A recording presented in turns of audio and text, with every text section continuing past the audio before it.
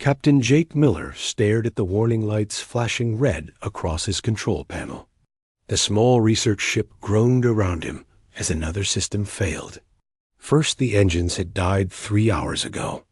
Then the navigation computer went dark.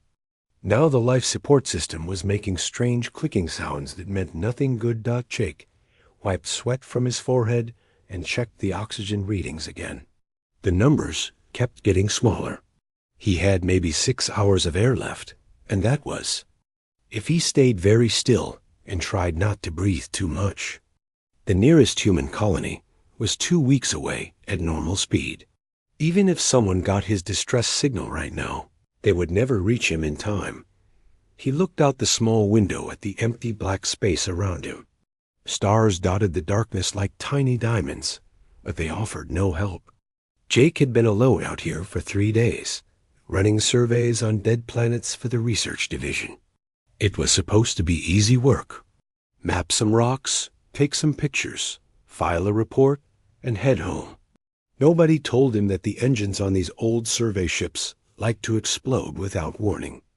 Jake pressed the emergency beacon button for the 20th time. The little red light blinked once to show it was working, but he had no way to know if anyone was listening. The radio was still functional, so he decided to try sending a voice message too. Maybe someone would hear him. He cleared his throat and spoke into the microphone. "This is Captain Jake Miller of the UCS Endeavour. My ship is dead in space. Engines are gone. Life support is failing. I have about 6 hours of oxygen left.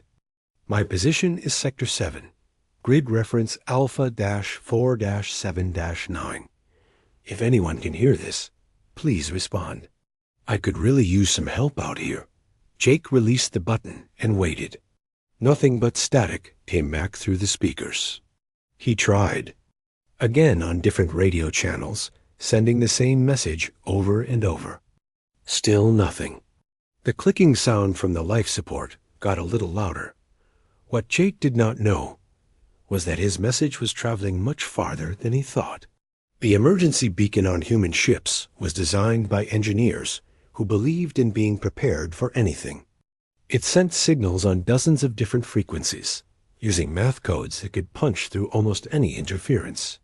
The message bounced off relay satellites, jumped through quantum networks, and spread across space like ripples on a pond.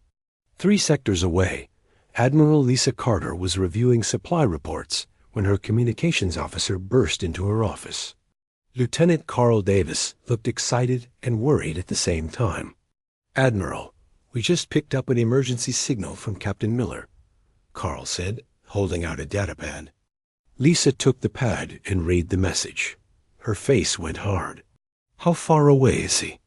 "About 18 hours at maximum speed, Mom, but his oxygen will be gone in 6 hours."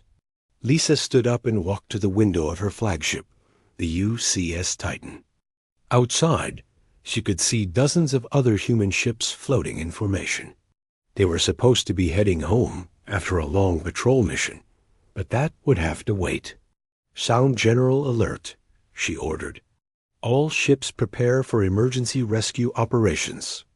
Plot a course for Sector 7 and tell engineering I want every bit of speed they can give me." "Yes, ma'am." "Should I contact Fleet Command to request additional support?" Lisa looked at him like he had asked a stupid question. "Carl, we don't request permission to save our people. We just do it. Send the message to any human ships in the area. Tell them we have a man down and we need all the help we can get." Meanwhile, far away on a monitoring station orbiting a gas giant, an alien named Zixtal was having a very different reaction to Jake's message. Zixtal looked like a walking crystal, with 6 arms and eyes that glowed blue when he was thinking hard. Right now, those eyes were glowing very bright indeed. The message from the human ship was unlike anything Zixtal had ever seen.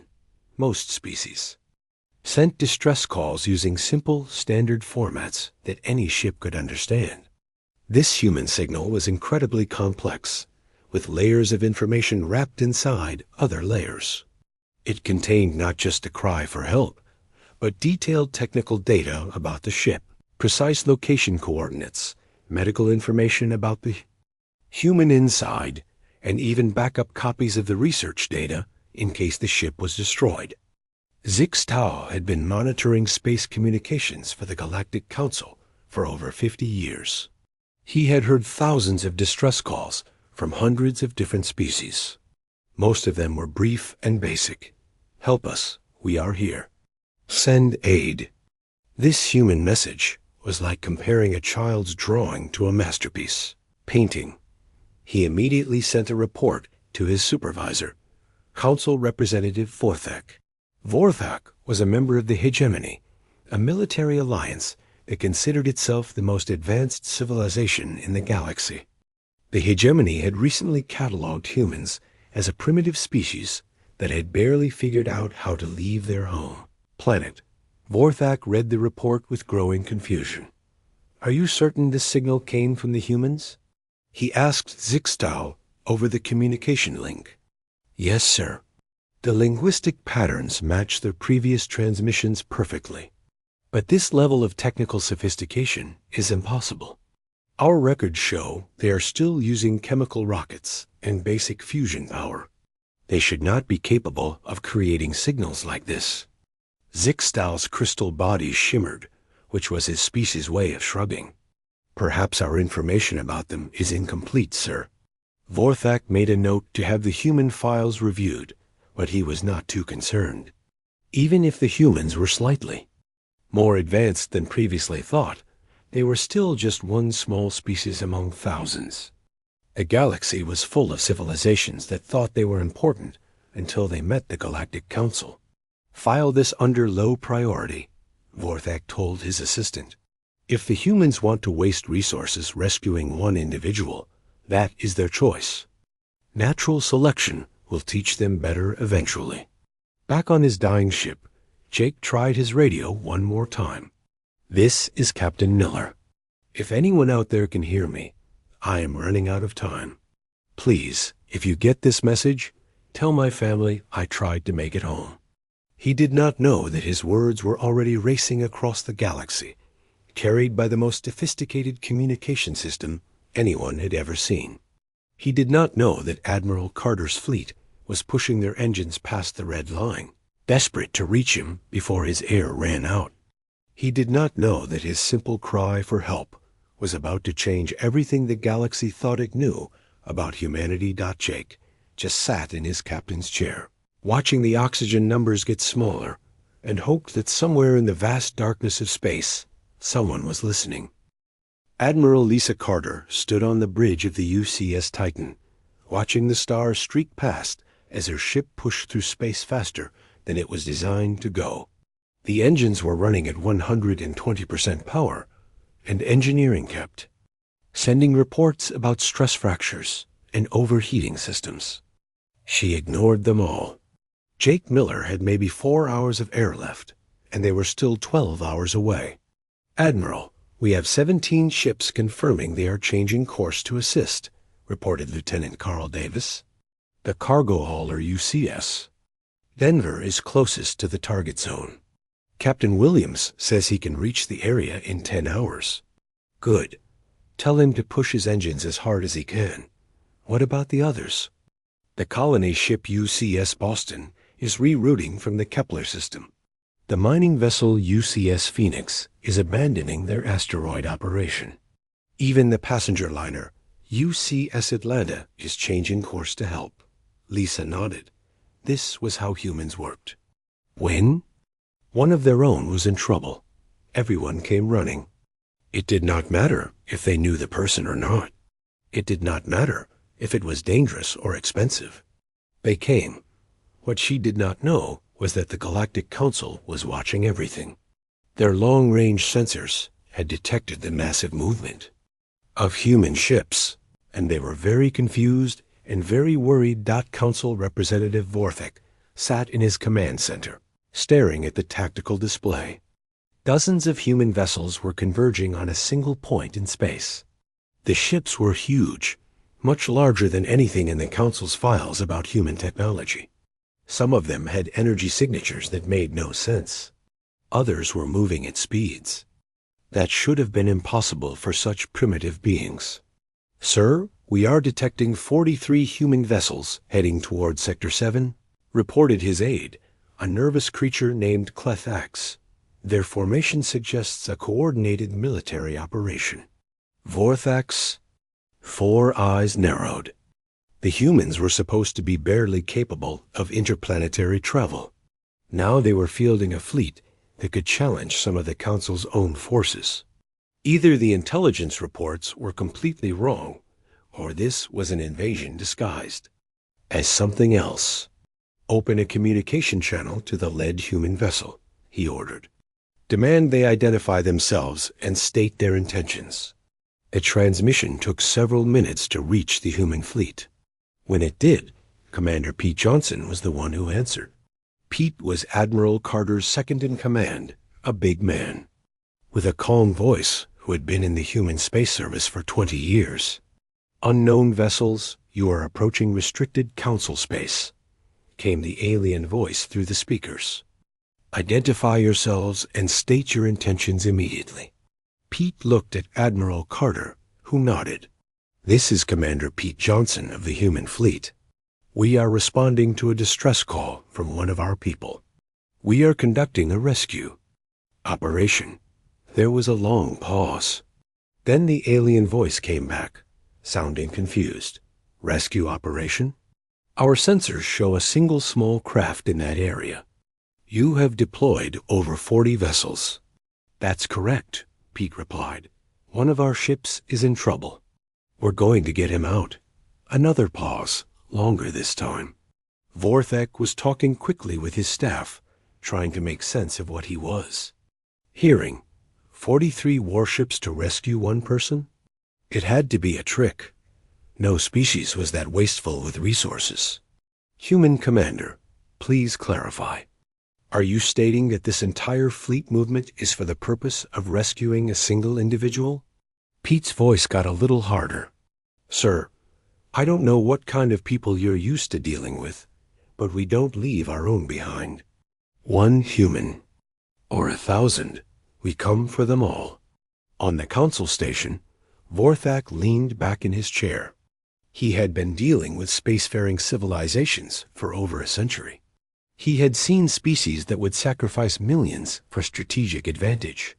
He had seen others that would abandon entire colonies if the cost of defending them got too high.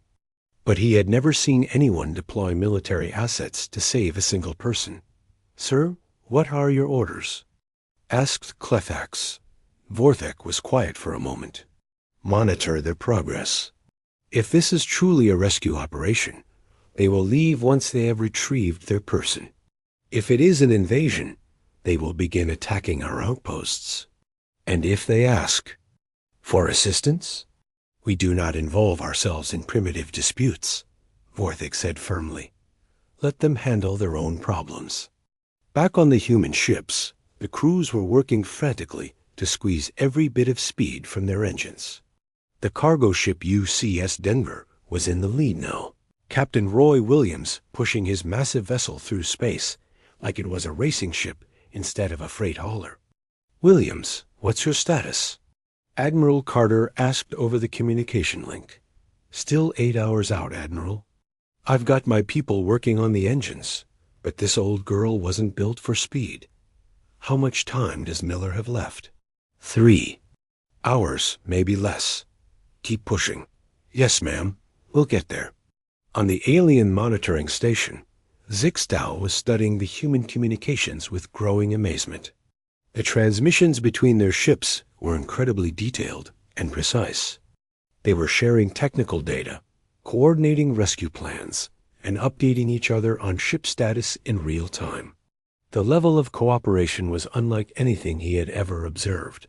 Most species, when they mounted rescue operations, sent 1 or 2 ships maximum. They calculated the cost versus the benefit and made logical decisions. These humans were sending everything they had, and they were doing it without any hesitation or debate. "Sir, I am detecting additional human vessels joining the formation," Clethax reported to Vorthek. The total count is now 57 ships. Vorthak stared at the display. 57 ships for one person? Yes, sir. And, sir, there is something else. Our deep space sensors are detecting another group of human vessels approaching from the outer rim. Much larger ships. The energy signatures suggest they are true military vessels. Vorthak felt a chill run through his exoskeleton. How many? Unknown, sir. They are still too far away to get an accurate count. But the lead ship appears to be over 2 kilometers long.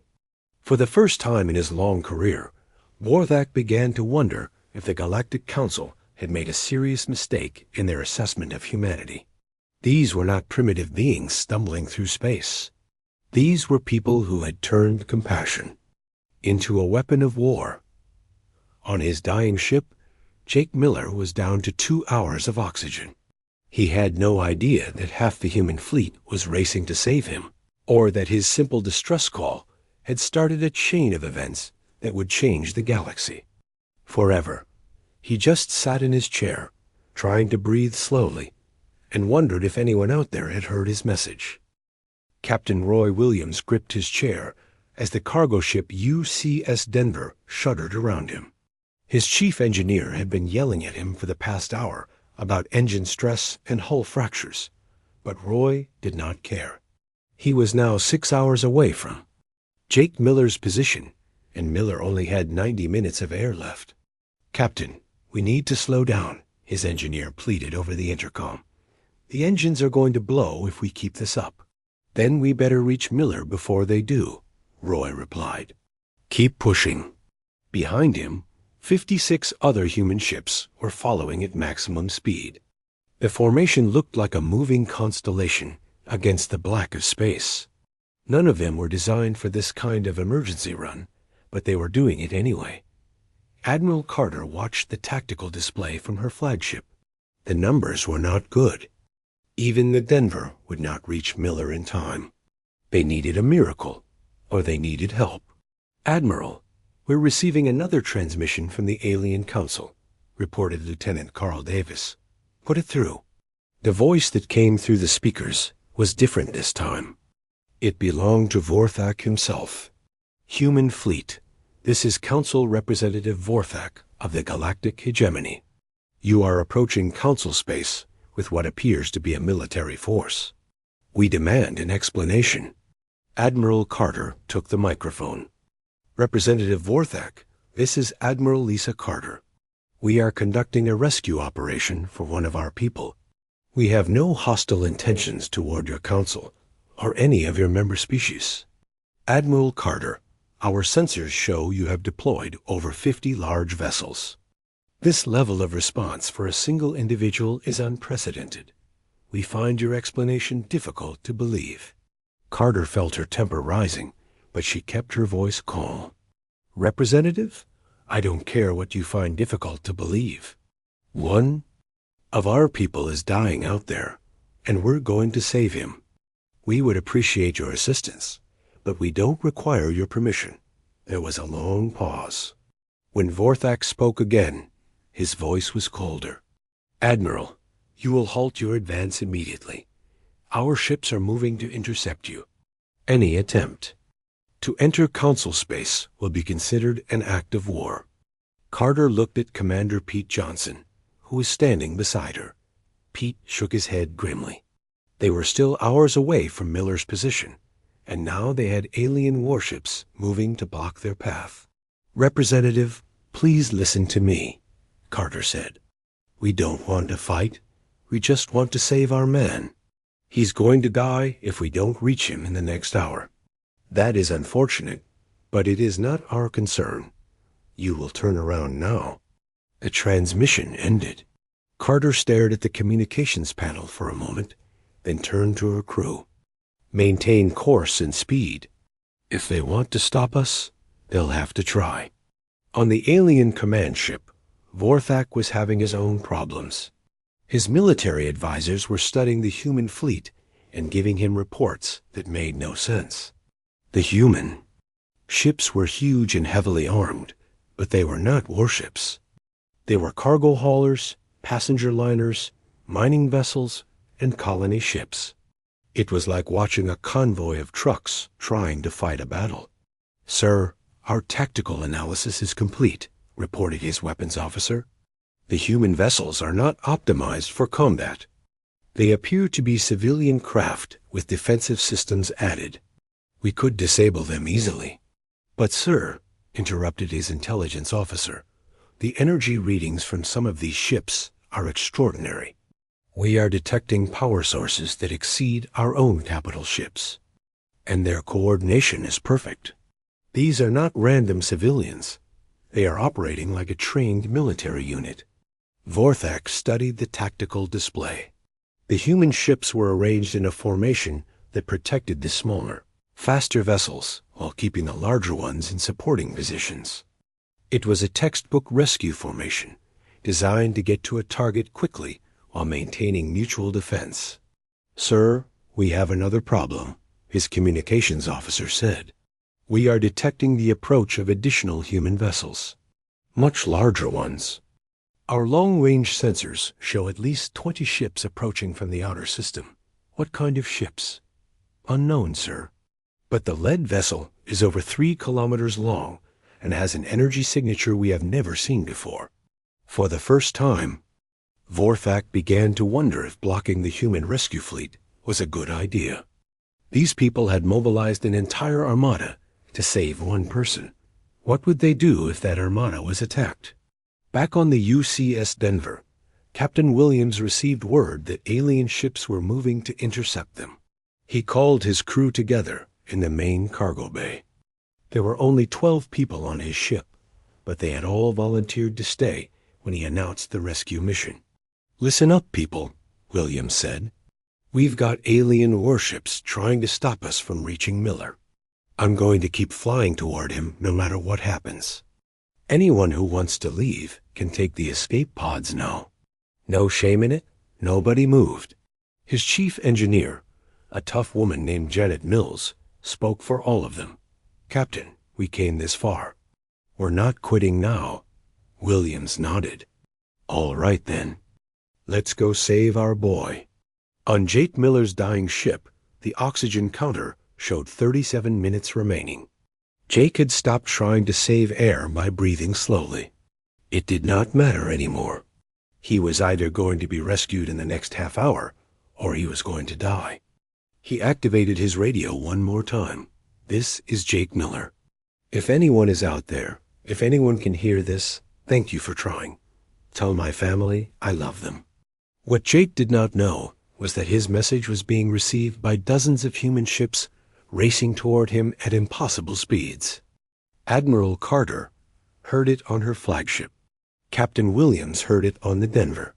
Every human in the rescue fleet heard Jake's voice, and every one of them pushed their ships a little harder. Dr. Amy Foster, the fleet's xenobiologist, was on the bridge of the UCS Titan when Jake's message came through.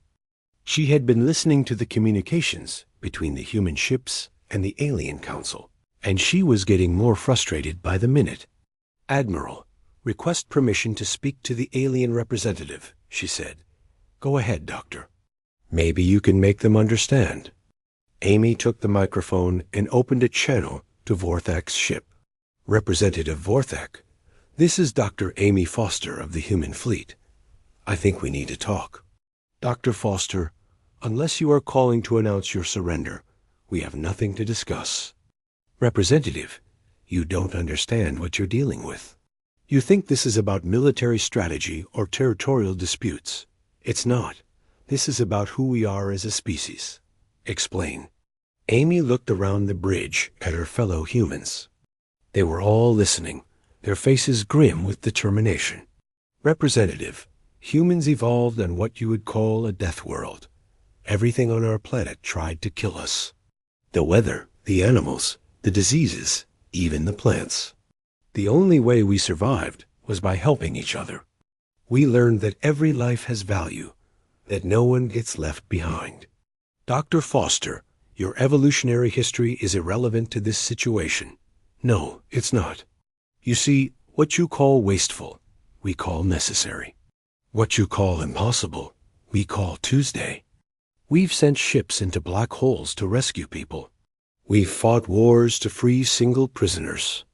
We've crossed galaxies to bring one person home. This is not unusual for us. This is what we do." There was a long silence. Then Vorthek's voice came back, sounding uncertain for the first time. "Dr. Foster, are you saying your entire species behaves this way?" "Representative, we have a saying. No one fights alone. It means that if you are human, and you are in trouble, every other human in the universe will come to help you. Distance doesn't matter. Cost doesn't matter. Danger doesn't matter. We come." On his command ship, Vorthek stared at the tactical display showing the human fleet. Suddenly, the massive response made sense. These were not invaders. They were not even soldiers. They were a family, and one of their members was in trouble. Jake Miller's oxygen counter showed 12 minutes remaining when the first ship appeared on his scanner. It was moving fast, too fast for something that big. Jake squinted at the display, not believing what he was seeing. The ship was massive, at least 10 times larger than his little research vessel. "Unknown vessel, this is Captain Jake Miller," he said into his radio, his voice weak from the thin air. "Are you here to help me?" "Jake, this is Captain Roy Williams on the UCS Denver.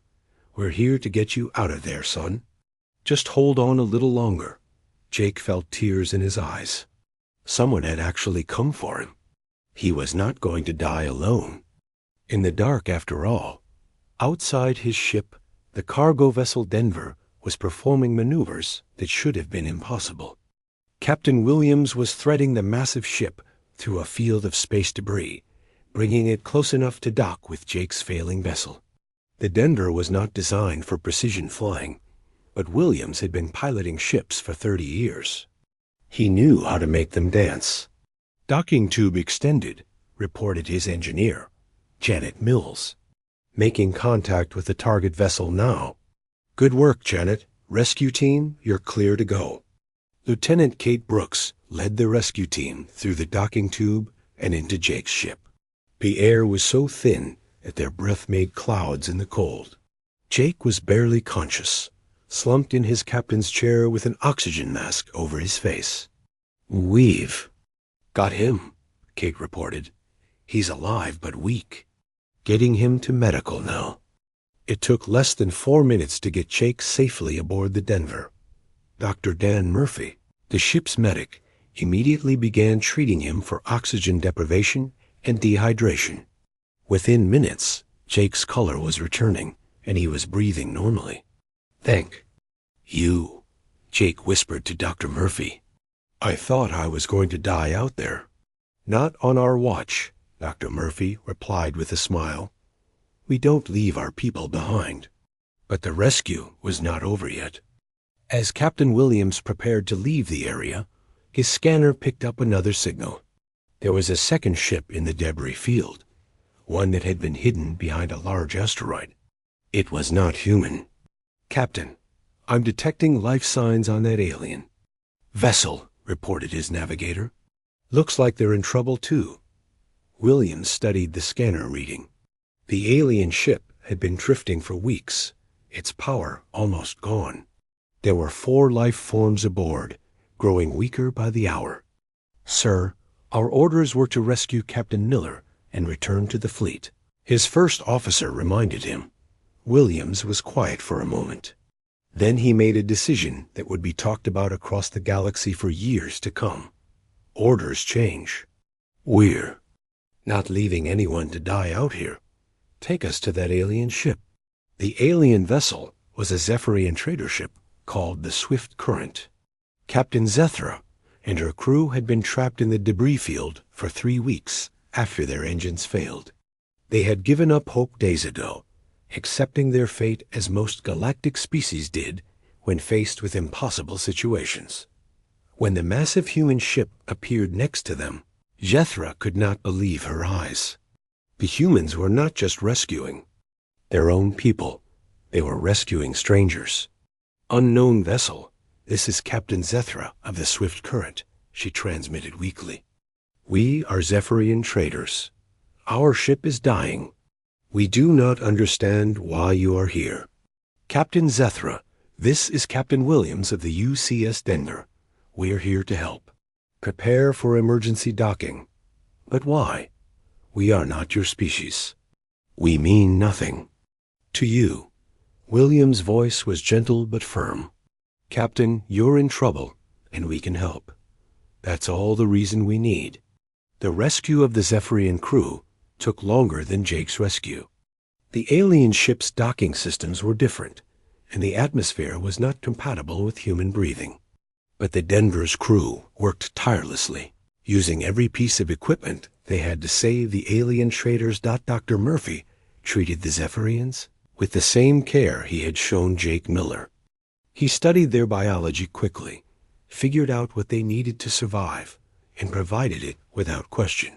When Captain Zethra asked why he was helping them, his answer was simple. Because you needed help, he said, as if it was the most obvious thing in the universe. Meanwhile, the Galactic Council forces had been watching everything. Representative Vorthak sat in his command chair, staring at the tactical display with growing amazement. The human rescue had been executed with precision and speed that his own military could not have matched. Ships that looked like cargo haulers had performed maneuvers that would challenge the best pilots in the galaxy. Sir, the human vessels are withdrawing from the area, reported his tactical officer. They appear to have completed their mission. And the other ship, the alien vessel? Also rescued, sir. The humans took both crews aboard and are providing medical assistance. Vorthak leaned back in his chair. In all his years of military service, he had never seen anything like this. The humans had mobilized an entire fleet to save one person, then stayed to rescue complete strangers. They had not asked for payment. They had not demanded anything in return. They had simply helped because help was needed. Sir, we're receiving a transmission from the human admiral, his communications officer reported. Put it through. Admiral. Carter's voice came through the speakers. Representative Vorthak, this is Admiral Carter. We have completed our rescue operation. Both the human and alien crews are safe. We are withdrawing from your space now. Admiral Carter, I must ask, why did you rescue the Zephyrian traders? They are not your people. There was a pause. Then Carter's voice came back, warm with something that might have been amusement. Representative, they needed help, and we were there. What else would we do? The transmission ended, leaving Vorthak staring at his communication panel. His military. Advisors were talking excitedly about human ship capabilities and tactical formations, but he was not listening. He was thinking about something Dr. Foster had said earlier. The humans measured their advancement, not by the weapons they built or the worlds they conquered, but by how far they would go to help someone in need. On board the Denver, Jake Miller was sitting up in the medical bay, talking with Captain Zethra. The Zephyrian captain was still trying to understand what had happened. Your species came to save you, she said to Jake. I understand that, but why did they save us too? Jake smiled. Because that's what humans do. We help people, all people. But we are strangers. We have nothing to offer you. You don't need to offer us anything. You needed help, and we were able to give it. That's enough. Zethra was quiet for a long time. Her people had been spacefaring for centuries, but they had never encountered anything like this. In her culture, help came with a price. Resources were limited, and every decision was based on profit and loss. The idea of helping someone just because they needed help was completely foreign to her. Your species is very strange, she finally said. Jake laughed. Yeah, we get that a lot. But we're okay with being strange if it means nobody has to face the dark alone. As the human fleet headed home, carrying both Jake Miller and the rescued Zephyrian crew, word of the rescue was already spreading across the galaxy. The story of how humans had mobilized an armada to save one person, then stayed to help strangers, was being told on 1,000 worlds. The galaxy was about to learn that the most dangerous species was not the one with the biggest weapons or the fastest ships. It was the one that refused to let anyone face the darkness alone. 2 weeks after the rescue, Captain Jake Miller was back at his desk on Earth, filling out reports about his survey mission. The paperwork was boring, but he was grateful to be alive to do it.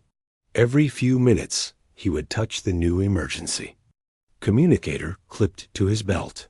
Admiral Carter had given it to him personally, along with a promise that no matter where he went in the galaxy, if he called for help, someone would answer. The rescue had become the most talked about event in human space. News crews wanted to interview Jake, but he kept telling them the same thing. He was not the hero of this story. The heroes were the people who came to save him, and the people who stayed to save the Zephyrian traders. But Jake's rescue was causing much bigger changes far from Earth. In the great council chambers of the Galactic Council, representatives from hundreds of species were arguing about what the human rescue meant for the future of galactic civilization. Representative Vorthak stood at the center of the chamber, addressing the assembled delegates. Fellow council members, we must completely revise our assessment of the human species. What we witnessed was not a primitive rescue operation. It was a demonstration of technological and social capability that exceeds most of our member civilizations. A delegate from the Crystalline Confederacy raised a glowing appendage. Representative Vorthak, you are suggesting we change our policies based on one incident. Perhaps the humans were simply showing off for our benefit. No, Vorthak replied firmly. I have reviewed all available data on human behavior. This rescue operation was entirely consistent with their historical patterns. They have always prioritized individual life over strategic advantage. They have always helped others, even at great cost to themselves. The chamber erupted in discussion. Some delegates found the human behavior admirable. Others thought it was wasteful and inefficient. A few wondered if humans might be mentally unstable as a species. Zixtau, the monitoring station operator who had first detected Jake's distress call, was called to testify before the council. His crystal body glowed bright blue as he spoke. Honored delegates, I have been studying human communications for several months now. Their technology is far more advanced than we initially believed. But more importantly, their social cooperation is unlike anything in our databases. Explain, demanded the delegate from the hegemony. Honored delegate, when humans send a distress call, every human ship in range responds automatically. They do not debate cost versus benefit. They do not calculate strategic value. They simply go. Their entire civilization appears to be built around the principle that no individual should face danger alone. A new voice spoke up from the back of the chamber. It belonged to Captain Zethra of the rescued Zephyrian trading ship. She had been invited to tell her story to the council. Honored delegates, I can confirm everything that has been said about the humans. They saved my crew and asked for nothing in return. When I offered to pay them, they seemed confused by the idea. One of their doctors told me that helping people was not something you charged money for. The chamber was quiet. Most galactic civilizations operated on the principle of mutual benefit. You helped others if it helped you. The idea of unconditional assistance was almost impossible for many species to understand. The Council's chief administrator, an ancient being called the Eternal Speaker, raised a hand for silence. The question before us is simple. How do we classify a species that possesses advanced technology, but uses it primarily for rescue and aid operations? Perhaps, suggested a delegate from the Peaceful Harmony Alliance, we should ask them directly. I propose we invite a human representative to address this council. The vote was unanimous.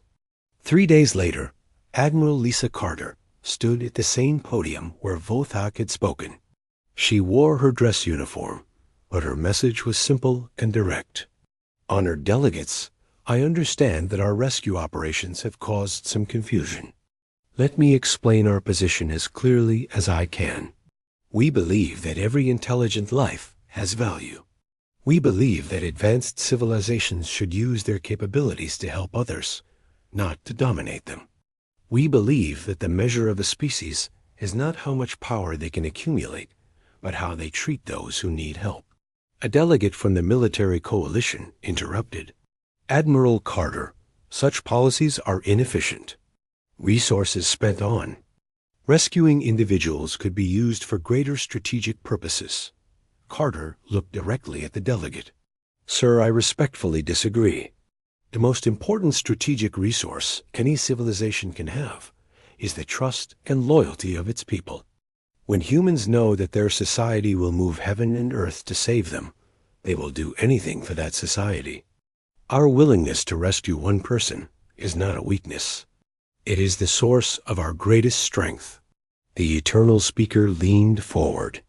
Admiral, what are your people's intentions regarding the galactic community? We want to help, Carter replied. Simply, we want to share our technology and knowledge. We want to assist in rescue operations and disaster relief. We want to be part of a galaxy where no one has to face the darkness alone. The council deliberated for hours. When they reconvened, the eternal speaker announced their decision. The human species is hereby reclassified as a rescue-capable civilization, the first species to receive this designation. We invite them to participate in galactic affairs as partners rather than subjects. But the real changes began in the months that followed. Human ships started receiving distress calls from across the galaxy. Pirates who had terrorized shipping lanes for decades suddenly found themselves facing opponents who would chase them across star systems to rescue a single hostage. Slavers discovered that humans would mobilize entire fleets to free captured people. Regardless of species, the galaxy learned that the most feared phrase in any criminal's vocabulary was not a threat of violence. It was the simple message: human rescue fleet en route. On space stations throughout the galaxy, new emergency protocols were established. If you were in trouble, anywhere in known space, you could send a distress call to the humans. They would come. It did not matter who you were or where you were from. They would come. Captain Jake Miller kept his new emergency communicator with him always. He never had to use it, but he knew that thousands of others did. Every week, human ships responded to calls for help from species they had never met, in places they had never been. The simple SOS that had brought the Deathworlder Armada to action had done more than save one man's life. It had shown the galaxy what civilization could look like when it was built on compassion instead of conquest. And in the vast darkness of space, no one had to face their troubles alone anymore. Because somewhere out there, humans were listening, and humans always came when called. The rescue fleet was always ready, always willing, and always there for anyone who needed help. This was humanity's gift to the galaxy, the promise that no matter how dark things got, someone would come for you, and they always did.